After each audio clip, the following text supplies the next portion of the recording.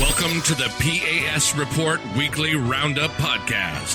The P.A.S. Report provides an honest analysis on the critical issues that matter to you without the biased media filters. Here's your host, Professor Nicholas Giordano. What's up, everyone? Welcome to the P.A.S. Report Podcast. This is your host, Nick Giordano, and this administration has gone completely insane. We already knew Joe Biden was insane. We already knew President Biden, he has lost his mind a long time ago. But last week, I did an episode explaining how Republicans need to get back to the core principles of republicanism, the principles of limited government and fiscal responsibility. If Republicans want to win elections again, they would be wise to get back to the basics.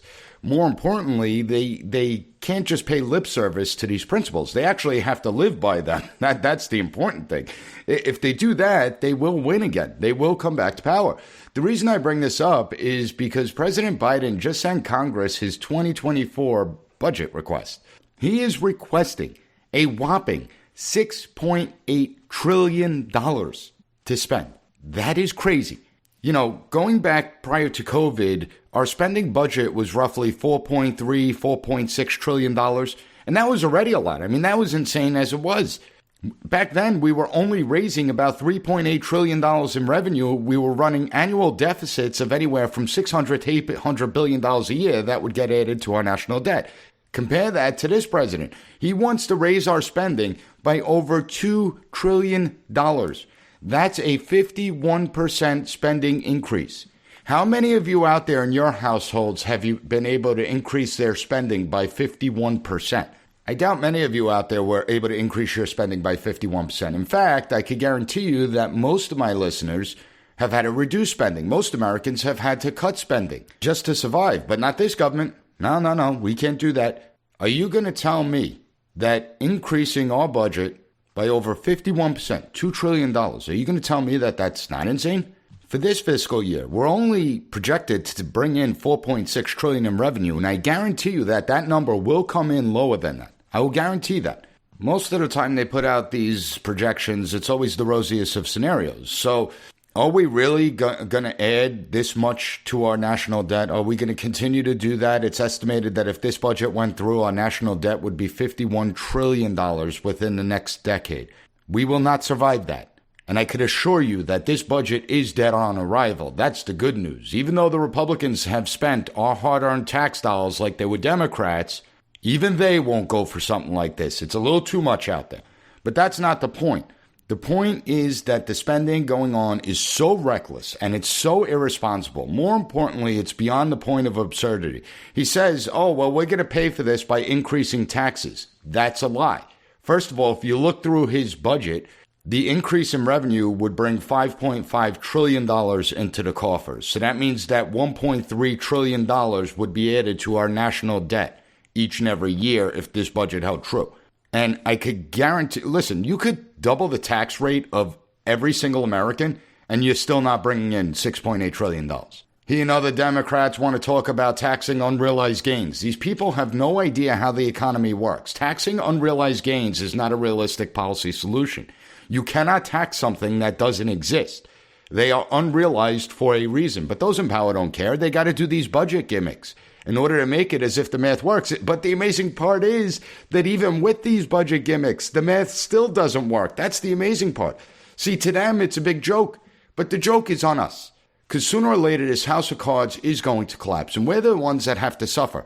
They constantly bash the corporations for the golden parachutes where you have these top executives walk away with millions of dollars right before the company declares bankruptcy. And that's horrible. That shouldn't be allowed. We need to criminalize that. But those in power have their own golden parachutes. Do you think any of them are ever going to be held accountable when this country goes bankrupt?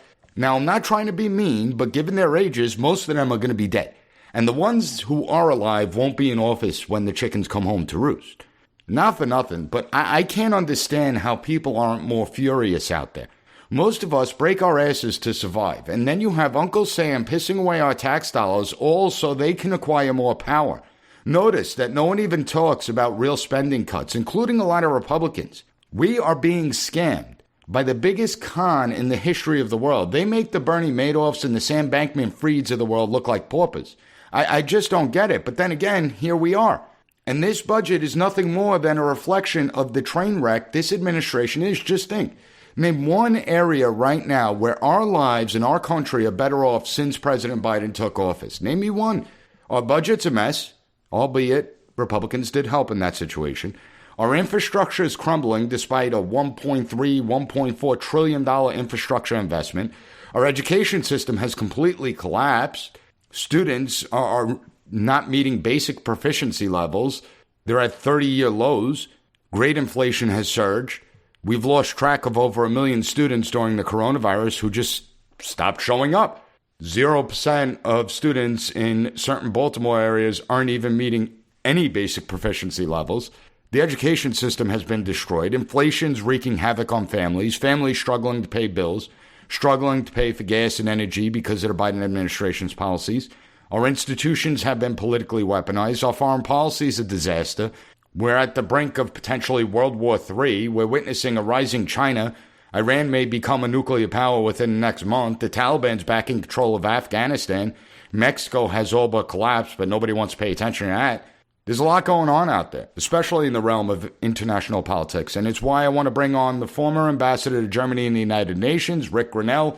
He also served as the DNI director under the Trump administration. I'm interested to get his thoughts on how the Biden administration has bungled our foreign policy and made us weaker on the world stage. Before I bring on the former DNI director, be sure to subscribe to the podcast so you never miss an episode. Go to the P.A.S. Report website, PASreport.com, and share this podcast with your family and friends.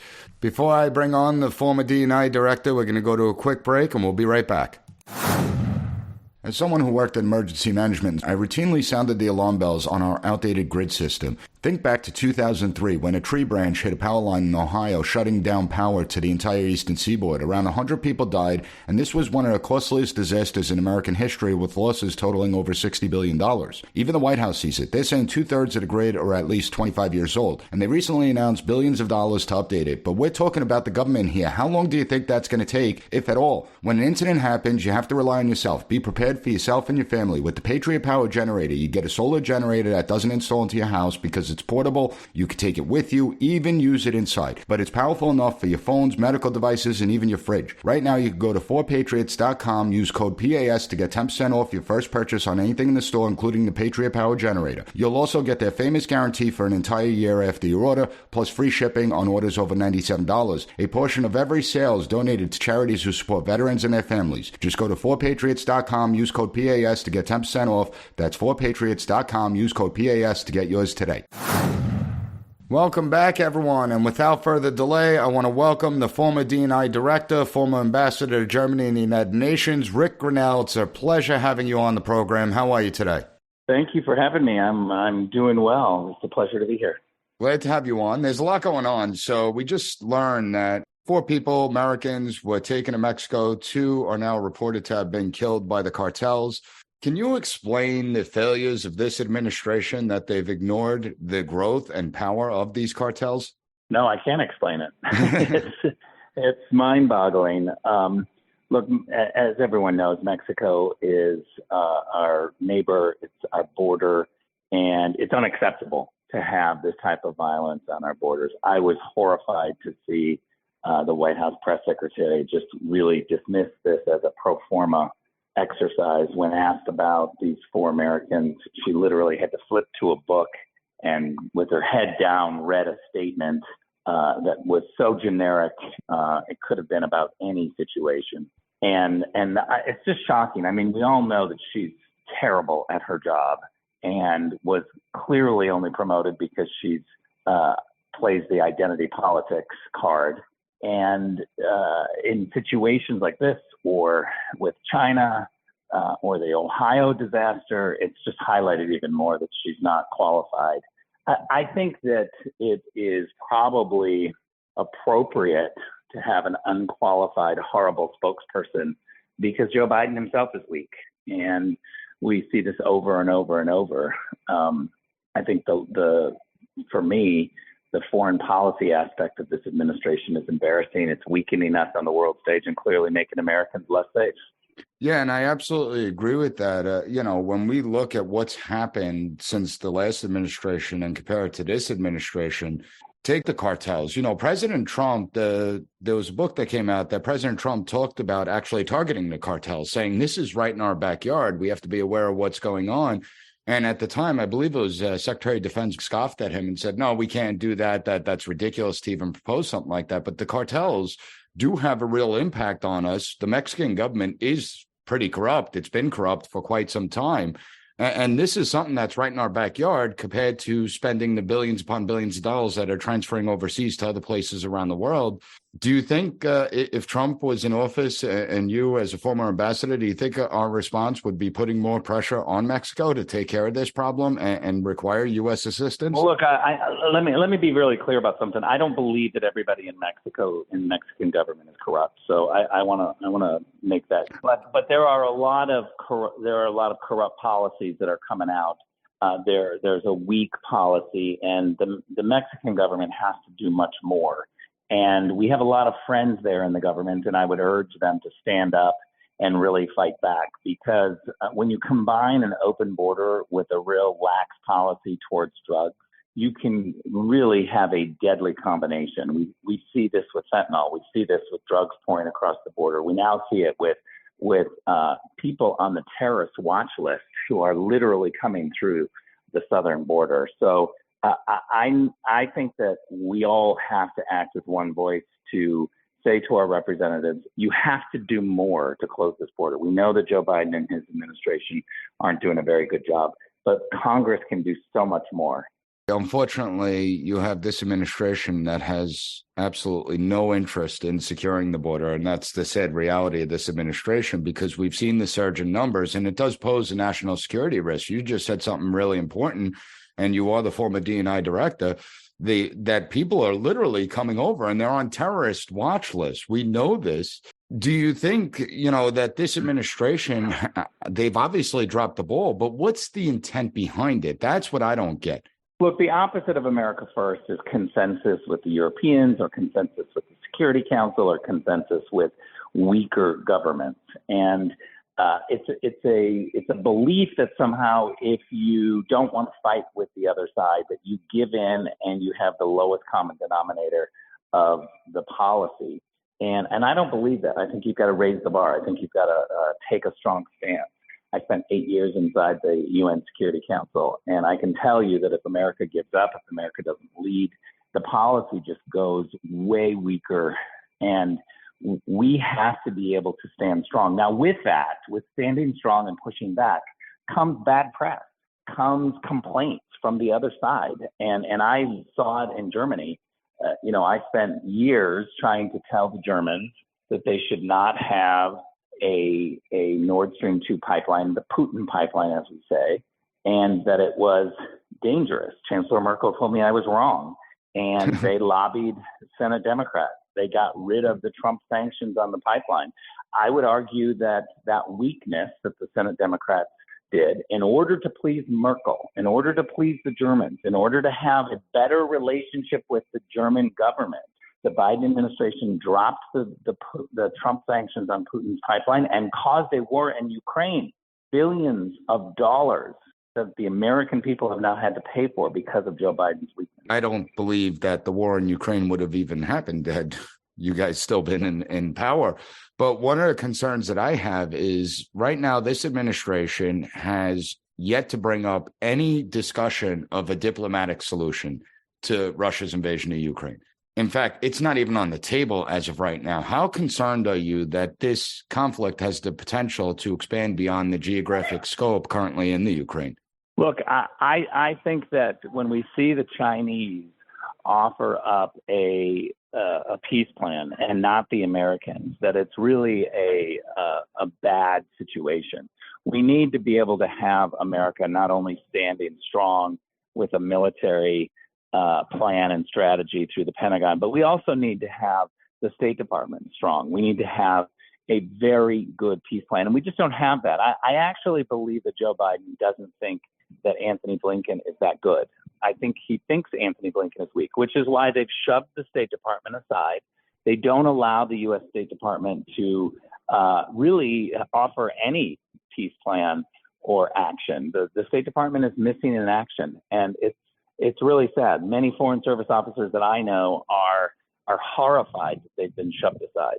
And that's something that I think you just said that's key, that he has no faith in Antony Blinken. And I think that we saw Blinken's weakness, the Secretary of State's weakness, in their first meeting with China. Would the Trump administration have tolerated the Chinese government dictating to the United States about human rights and about racism?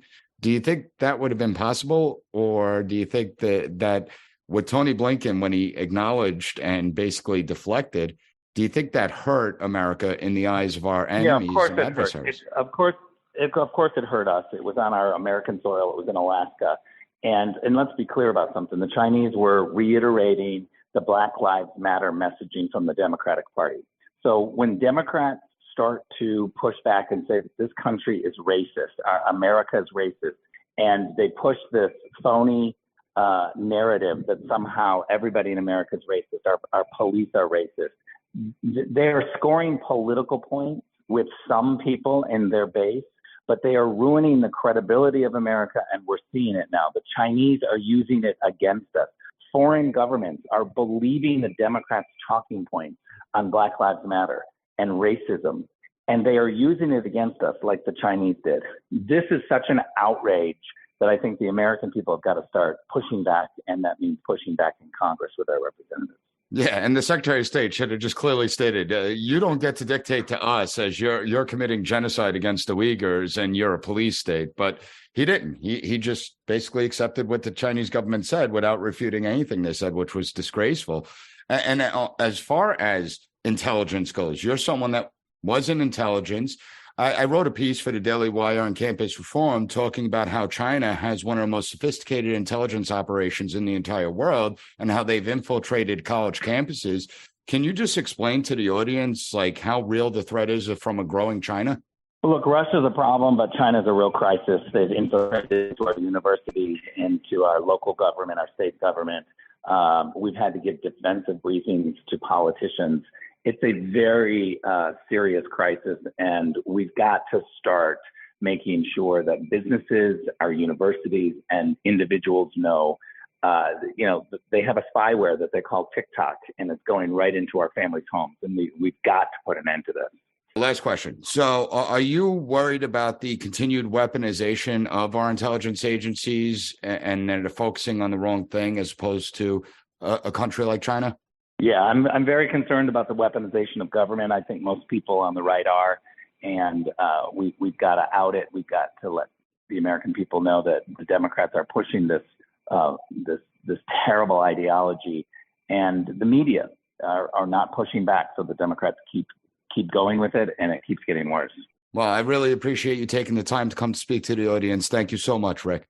All the best. The former DNI director, he's a busy person. I appreciate him taking the time out to talk to the audience. When it comes to our foreign policy, the leadership void is startling.